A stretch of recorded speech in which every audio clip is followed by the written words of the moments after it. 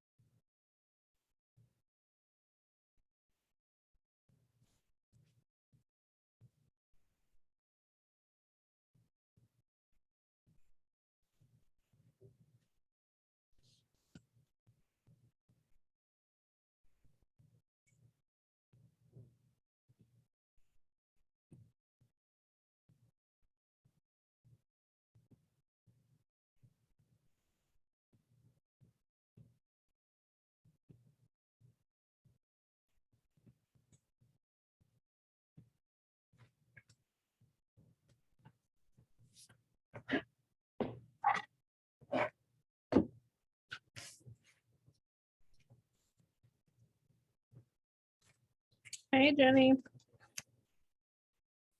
Good morning.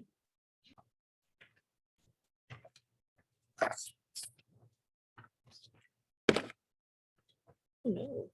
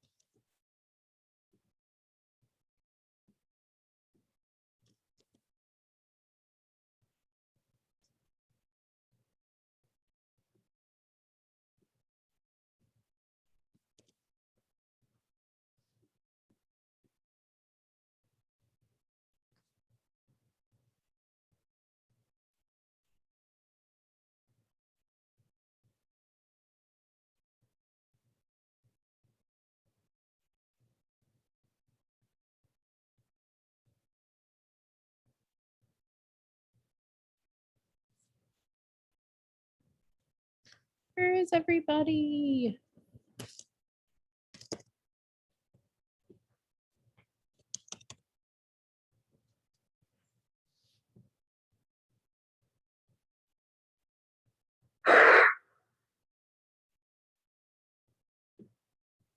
Here comes a few more. Hey, Miss McClellan. Morning. I can't believe it's Friday. I'm still tired. Well, you had the whole week building up of stuff to make you tired. I'll try my best not to fail. I said I'll try my best not to fail any classes. I don't think you're in danger of that, are you? I gotta worry about PE. That's it. Are you taking it virtually? Yes, ma'am. Yeah.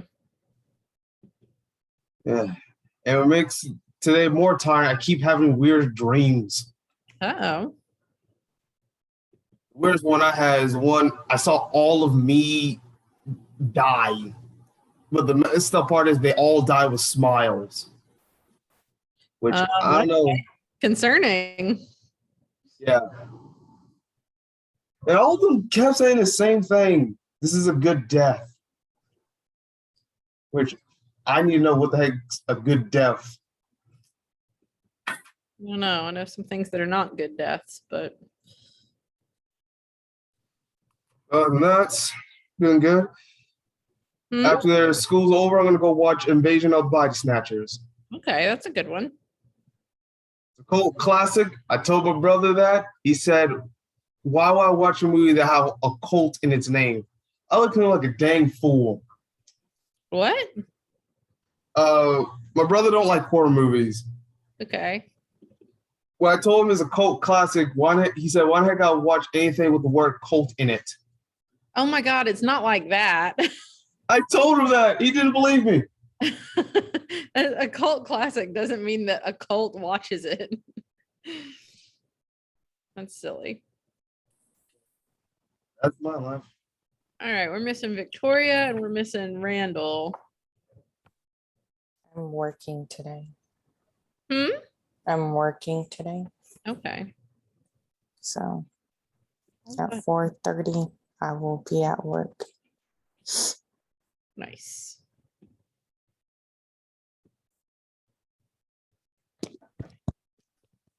Okay.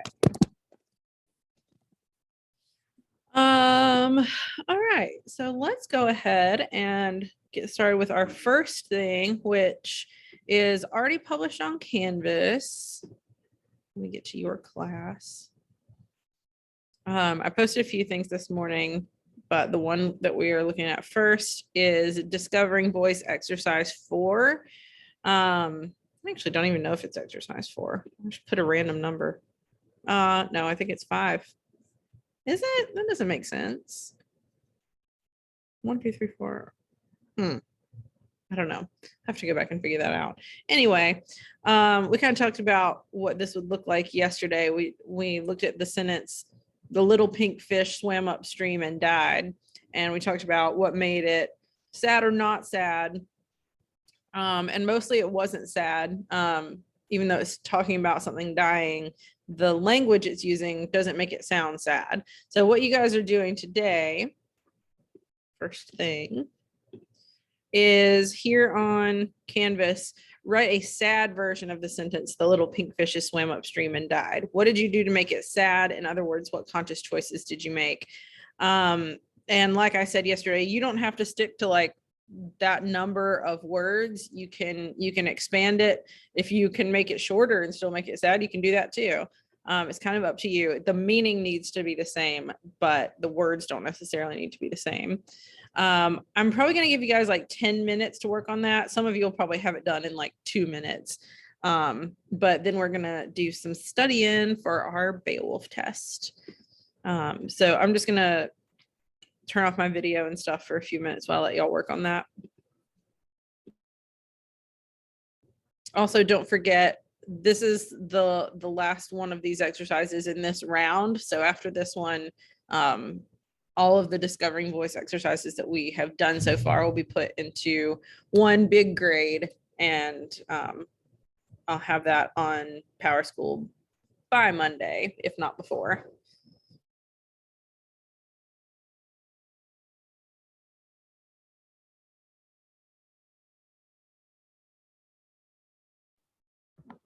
Hey, Mr. Klein, I'm not gonna lie. Can you stop making Dav seem sad? No. No, because like I know what you're saying, but death is sad a lot of times. And like I don't think that we need to beat around the bush. However you personally feel about death, that's cool. But like death is really sad for most people.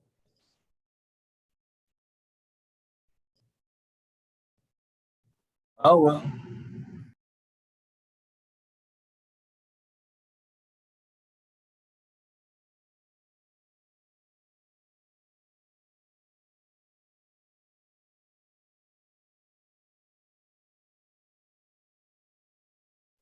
Miss McClellan, isn't the plural of fish fish? It can be either one. Since when? I don't know. Language is ever changing. It doesn't make I any don't know when sense. it became. I actually feel like fishes was first because the thing that I think about is the story from the Bible where Jesus dispenses the fishes and loaves. I But thought we already agreed that the Bible was written in a weird time, so it could be grammatically incorrect. oh, totally, it could be.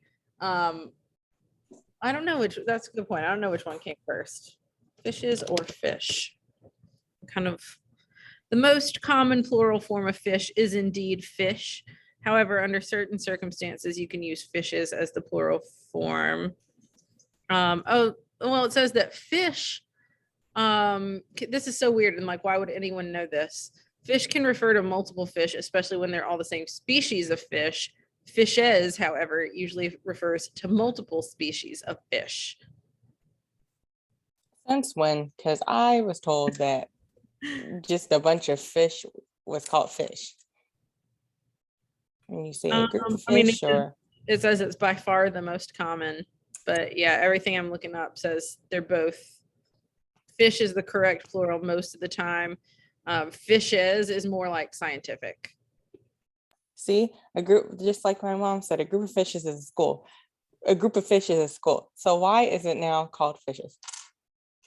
At least if you have like multiple kinds of like multiple schools, would be fishes. Same thing for You're good crows. at this, Mom. You're good at this. Don't quit your day job. She said, I'm sure you guys have bigger fishes to fry. Fair enough. Okay, I was just wondering. Stick with writing fish. Like unless you're absolutely confident that fishes is right, stick with fish. I decided to write a group of crows murders. Y'all be okay with that? Wait, if say it again.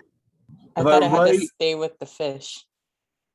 Yeah, you're staying with the fish. you stay with the fish. I'm calling a group of crows murders. No, but yeah, because that's Right. what a group of crows A are. group of crows is called a murder. It's called a murder. Yeah, we know that. But the sentence is supposed to be something with the fish. Yes. Yeah.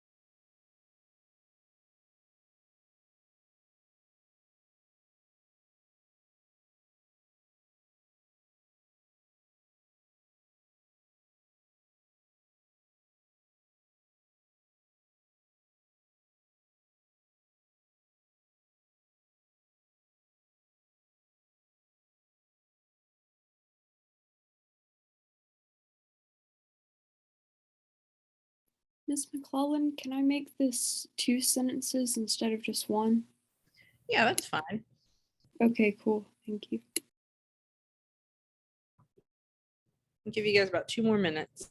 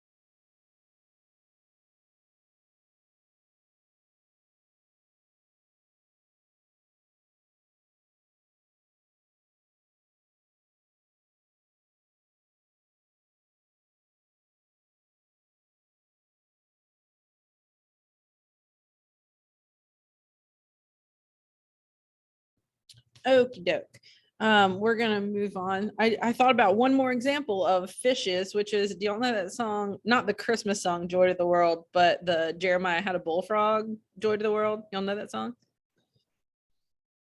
Maybe sing it. Well, I'm trying to think of how the it was like, Jeremiah was a bullfrog, was a good friend of mine. You know that song? What? Hold on, let me ask my mom. I can't believe y'all don't know this song.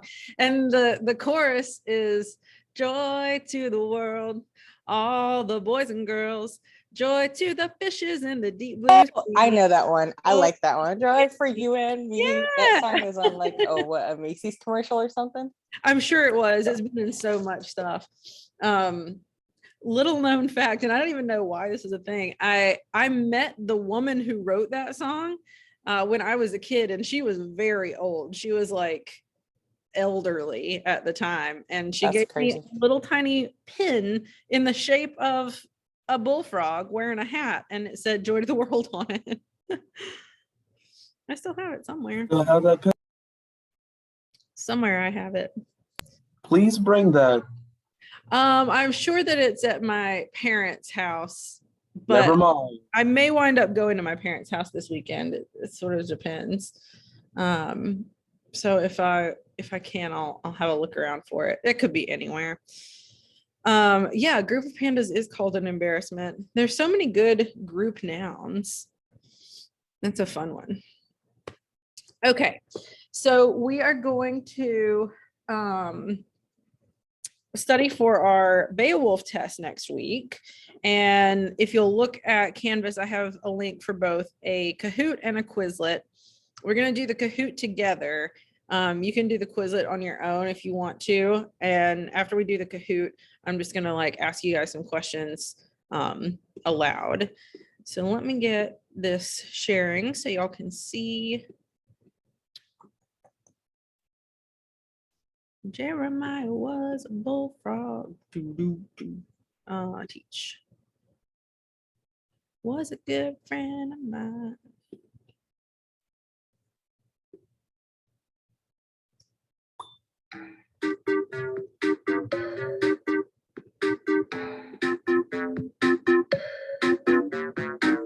Join at kahoot.it or with the Kahoot app.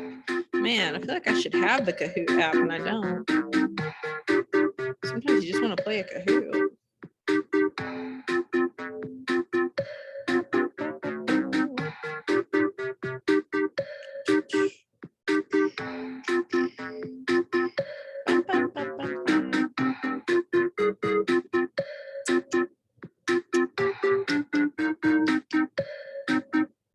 And obviously, I don't care if you use your phones to do this.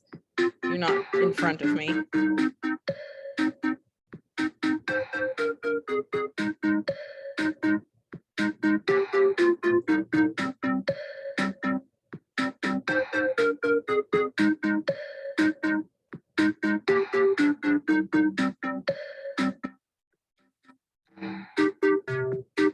I'm coming, Miss McCollum. Okay.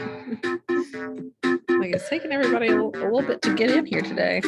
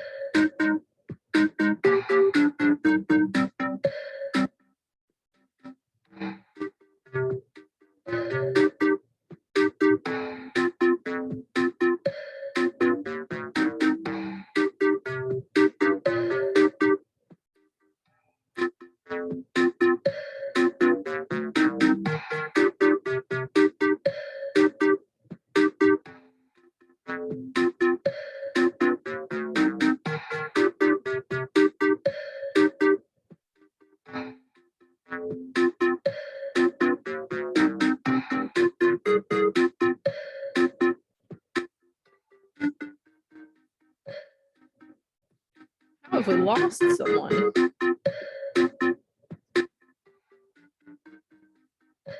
Aw, a group of bats is called a cauldron. That's adorable. I read something about that. Phil had the bright idea to call a group of bats a feast. A what?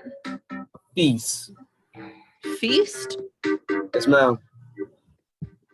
Well, in this day and age. And I'll call them that. That's awesome. Well, you call a group of bats a feast, a group of crow a murder. I love them.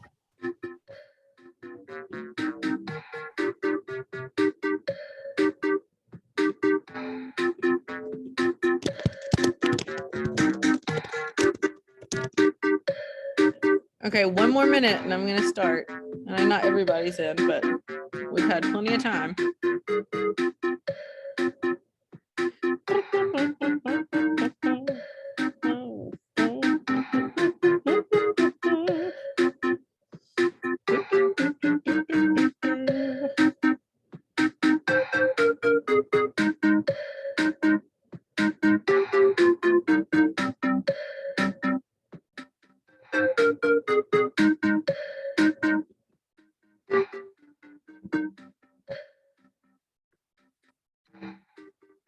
All right, I'm starting. Did we just lose someone?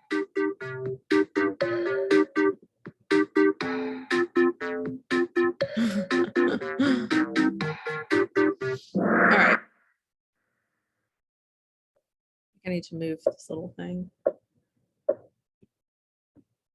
Okay, a Latin term that means the story starts in the middle of the action. This is from our notes.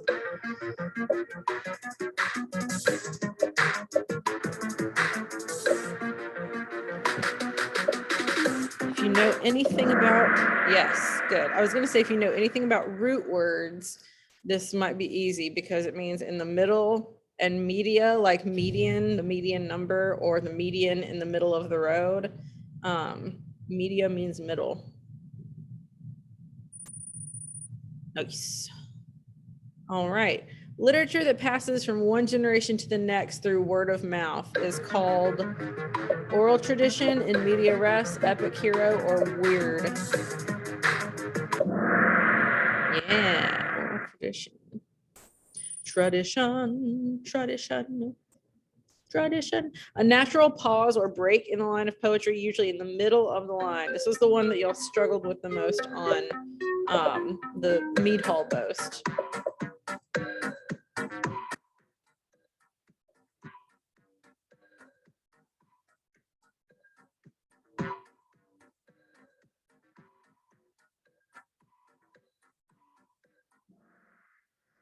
Right, about half of you. Yeah, so sure, I remember is also a musical term, and it's like an extended pause. So when you pause in the line of poetry, that's also a caesura. Okay, seeing a little change in the leaderboard. A device in which the name of a thing is replaced by one of its functions or qualities. Like a metaphor, combination of words to describe it.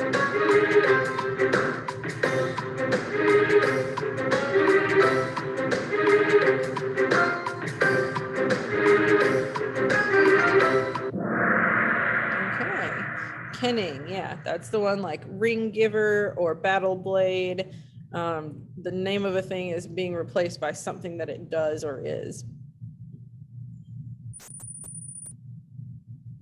Kyla, nice. A term for fate.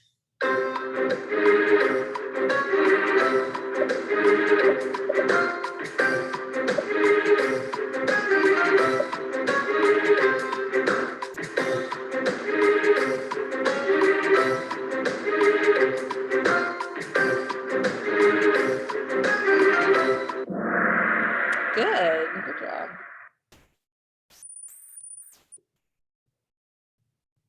A large room for drinking and socializing.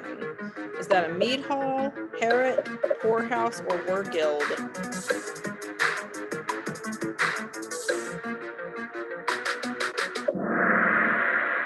Yeah, good.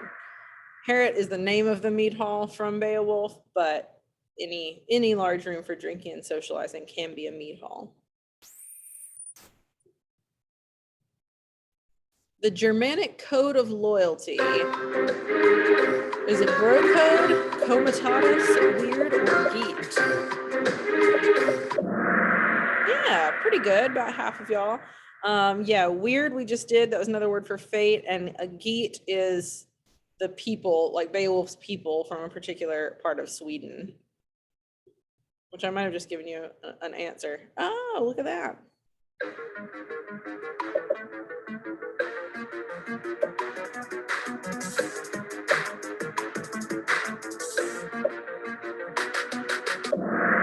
Nice. Yeah, I was hoping y'all would all get that one, considering I just said it like 10 seconds ago.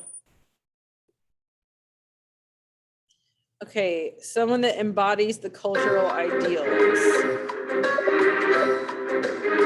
I feel like I kind of gave it away by saying somebody embodies the cultural ideals.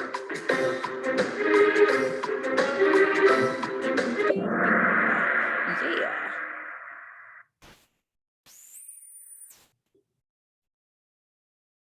This means bright or noble.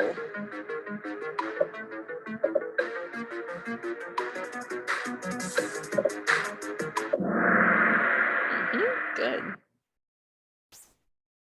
Oh, went too fast. What country is Beowulf from? From whence did the Geats hail?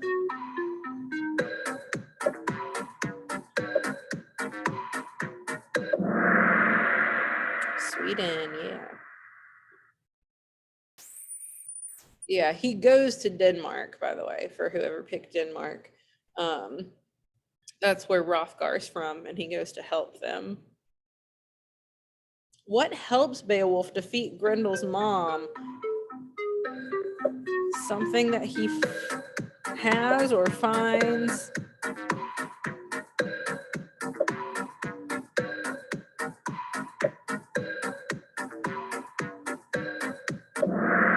Yes, it's special and a little bit magical because it's forged by giants and he whacks her head off with it.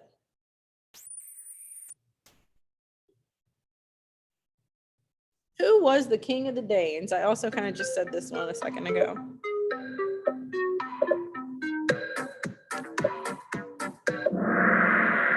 Nice.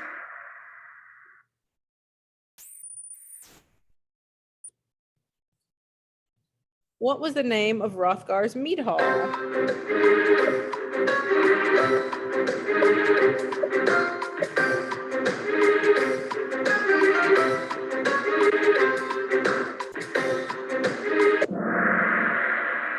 Yes, good.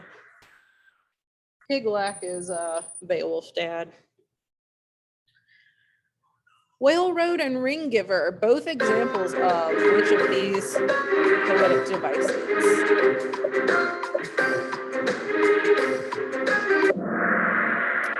Good.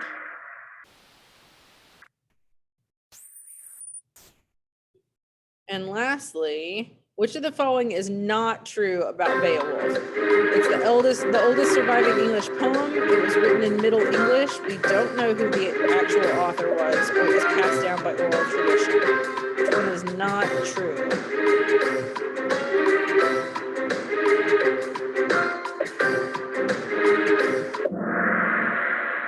Okay, a little less than half of you got that one. Yeah, it was not written in Middle English. It was written in Old English.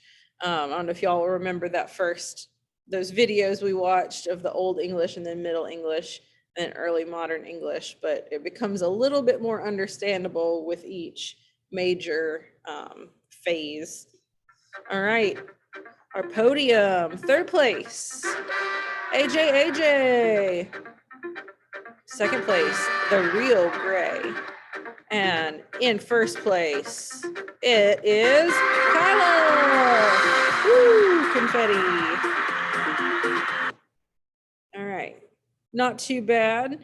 Every question was answered correctly by most players, so that's good. All right, so let me stop sharing with you for a minute here. Like I said, that's already posted on Canvas, so y'all can go play it again at any point if you want to. There's also a Quizlet.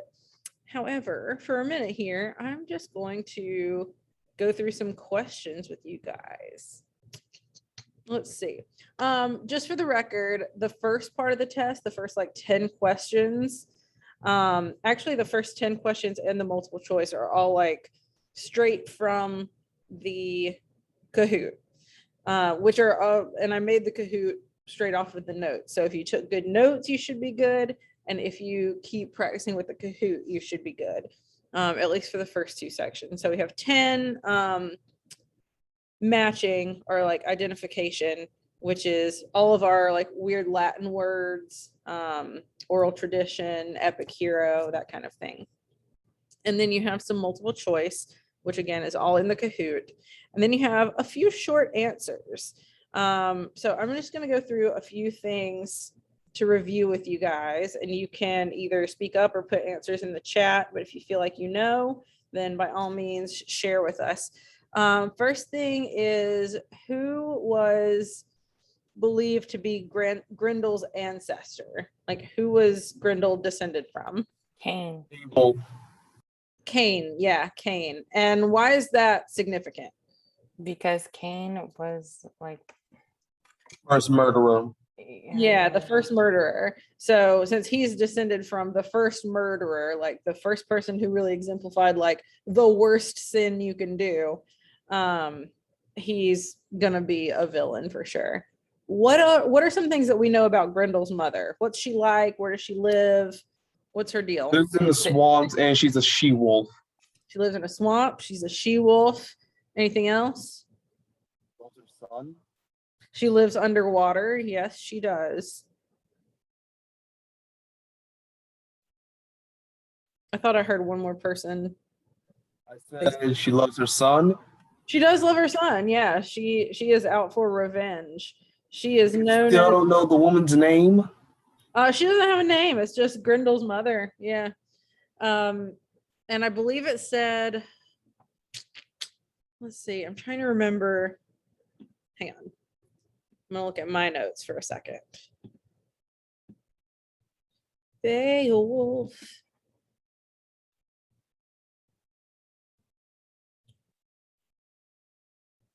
Come on, come on. Grendel's mother. Well, I thought there was gonna be more information, but I think it said she was like descended from a jackal or something. Okay, I think I have pictures. Okay. Maybe. She is based on succubus. Yeah, she sort of is. Yeah. So she, of course, is Angelina Jolie. She kind of looks like this. I think that's what they were going for. I'm not really too sure here.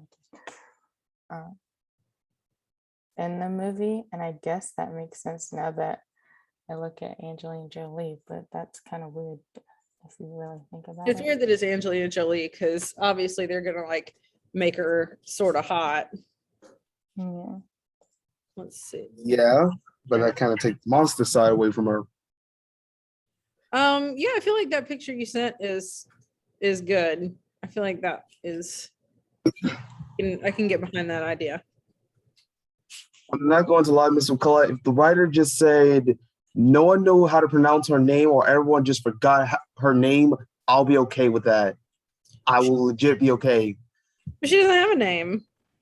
No, like if I was writing the story for the modern day, I would literally just write no one know how to pronounce her name or we just forgot. That's it. Okay.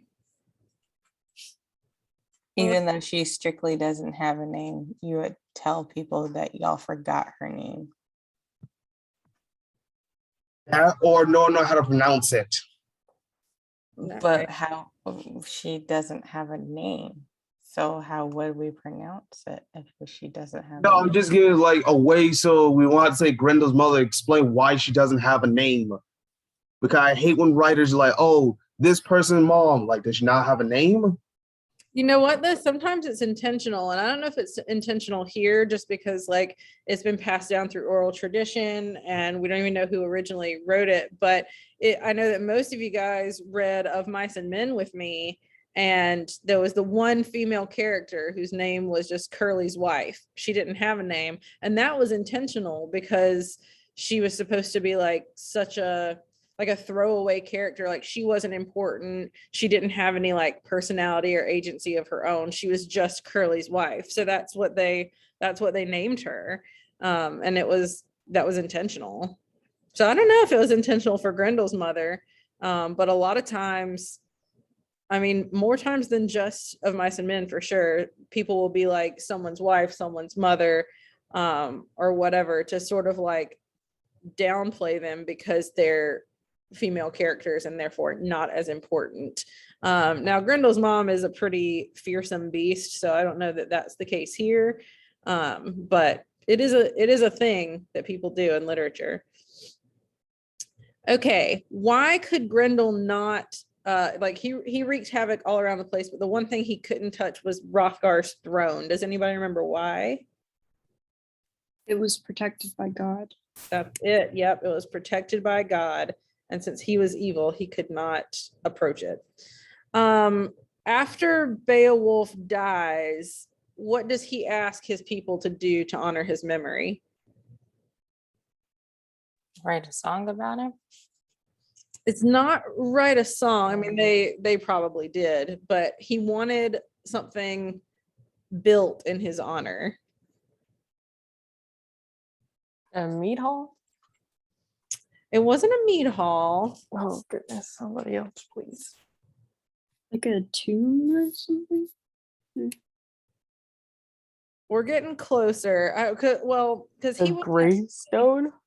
No, because if you guys will remember, he was actually like they built a funeral pyre for him and like set his body on fire, but he asked them to build a tower, essentially like a lighthouse, so that Oh yeah, the lighthouse, and how it would Yeah. be embarrassing if I died and somebody built the lighthouse for me. Yeah. Yes. Yeah, we said that my credit card husband was gonna build a lighthouse for me after If my credit card husband builds a lighthouse, I'm gonna lose my marbles in the afterlife. Yeah, I want to haunt the lighthouse after I'm dead. That'd be cool. Let's see. What did Beowulf think about fate?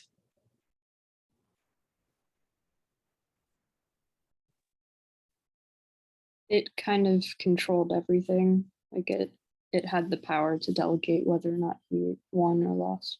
Yes, exactly. It's all in fate's hands. If fate decides that he's going to die in this battle, then he is. And if it decides that it's on his side, then he will be victorious. Yes, exactly. If fate's on his side, he will win. If it's not, he will lose. That's absolutely accurate. After Beowulf defeats Grendel, he does something as like a trophy or a reminder of his victory. Do you guys remember what he does? Doesn't he take like a body part of it? His shoulder? Is it his shoulder? Yeah, Yeah. his whole arm. He like rips he like rips his arm out of his socket and then nails it up on the like above the door of the mead hall as like a trophy. Kind of That's so sick. I know, right? It's pretty hardcore. Imagine having that much power that you could just take somebody's arm and just be like boop, boop, boop, boop, boop, above a door. um what was different about Beowulf's last battle, the battle with the dragon, versus his first battle with Grendel? He went in there not knowing if he was gonna win or not with Grindel. And then with the dragon, he just automatically knew that he was gonna win. Or if he did win, that he wouldn't have been surprised. Yeah, he wouldn't have been surprised. Another important thing to note is that yeah, he has this whole thing about fate, and like if fate's on his side, which it usually is, then he will be victorious. But when he fights Grendel, he's like a strong young man. Yes, exactly, Gray. He was a lot older and fate wasn't on his side, or at least he didn't know that it would be, and turned out it wasn't since he died. But yeah, like looking back on it with a 21st century mindset, it's like, well, I don't know about fate. Like he was a young, strong man when he fought Grendel, and he was like an old king who hadn't fought battles in years when he fought the dragon. So maybe it wasn't fate so much as just like age and time, but that's what he thought. Okay, there's one guy at the end, Wiglaf, who he's really the only other Geat who's mentioned by name. What is it that makes him different from most of the other Geats? He stayed behind to fight with Beowulf, and all of the rest of them left him, as they should have. Yeah, because they knew that he was silly to fight a dragon. But yeah, loyalty is such a big thing with these people, though. And he was like, I would rather die knowing that I served my king, or something like that. Yes, he did. Kind of weird. Yeah, he even said, I'd rather me die than watch Beowulf die, which is interesting. But yeah, he's the one who like exemplifies loyalty. He's the only one who goes to help him and who like really believes in him. And you know, Beowulf is happy with that. Like he loves Wiglaf because of that, and kind of feels good about like, you know, passing his legacy on to Wiglaf since he doesn't have any kids of his own. But yeah, Wiglaf is the brave one, the loyal one. He calls the other ones shamefaced jackals, which is one of my favorite insults. Calls them cowards. what made the dragon get mad in the first place and start terrorizing everybody? Someone stole something of his. Do you remember what he stole? Like A cup. A cup. Yeah, I was gonna say a ring. he stole his No. favorite cup. Stole Wait, was it a cup or a chalice?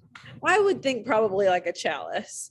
Yeah. That's like- like they don't have like cups back in those days. I would assume a cup. well, they had cups back in those days, but like it's just the a dragon chalice was guarding more his important. treasure. Yeah. So it's probably like a golden chalice. Listen, I'm not I going would- to lie. I know that gotta be heavy. Oh yeah.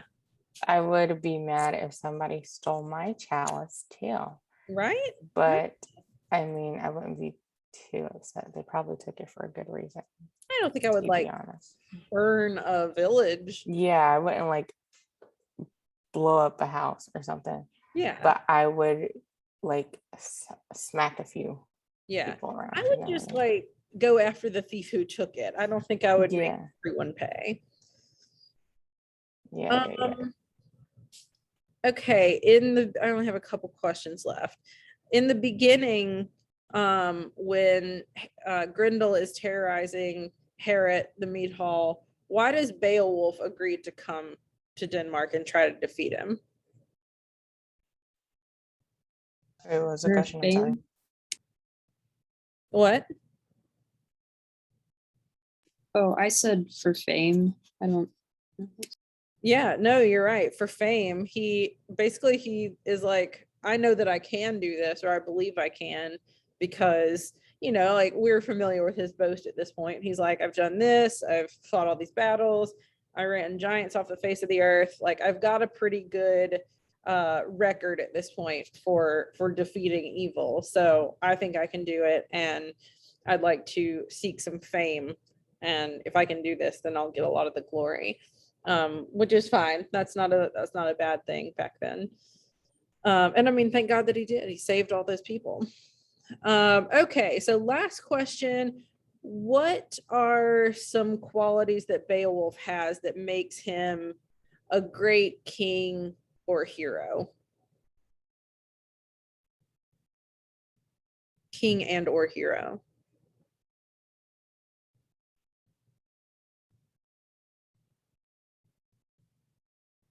He kind of exemplifies the ideals of the time, like loyalty and being boastful, seeking out fame, being strong, and Yeah, absolutely. That's a great answer. All those things. He does. The reason he is an epic hero is because he exemplifies all these things.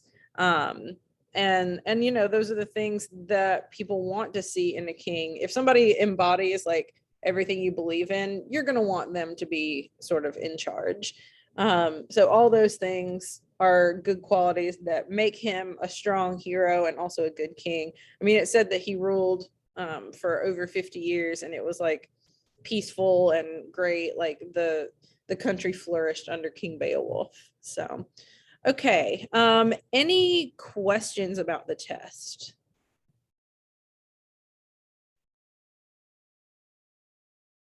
No questions about the test. Okay. Well, it'll be on Monday, and I think I'm going to give everybody their own copy of the Google Doc. I wish that we were here in person. I would do it on paper. I prefer to do tests on paper, but oh well. So again, like I would go back through the Kahoot. That's where the first like 25 questions, 20 questions maybe comes from. And you can go back and do the Quizlet as well. They're both published on Canvas. So I think that's it. Unless anybody has anything for the good of the group, I'm gonna let you guys go. And My mom wants to come and talk to us for a senior center seminar. what's she gonna talk about? She could talk about business management. Okay. I'm Yeah. down. I'll, Yeah. I'll email your mom in a little bit. She's gonna email you. I feel like she didn't say that she wanted to. I said that she wanted to, but I think it's a good idea. I mean, she's a great business owner. And it would make a lot of sense and it'd be really nice. I've had a few people who said that they're interested in like owning businesses or Yeah, a lot of my classmates are saying that they want to own businesses. I think it would be a great start. You're a great manager, you're a great team leader. You know, I think it would be really good. I like that idea. If their first few picks fall through, I'll back them. She said if your first few picks fall through, then she'll do it. Okay. Okay. Tell her you don't have any first picks so she can come and talk I to us. don't. This is the first time I'm Well, now she's saying that she actually doesn't. So this will be the first time that somebody said anything about it, Mama. Oop. All right. I gotta let you guys go. Y'all have a good weekend. Have a good weekend, Miss McClellan. Bye.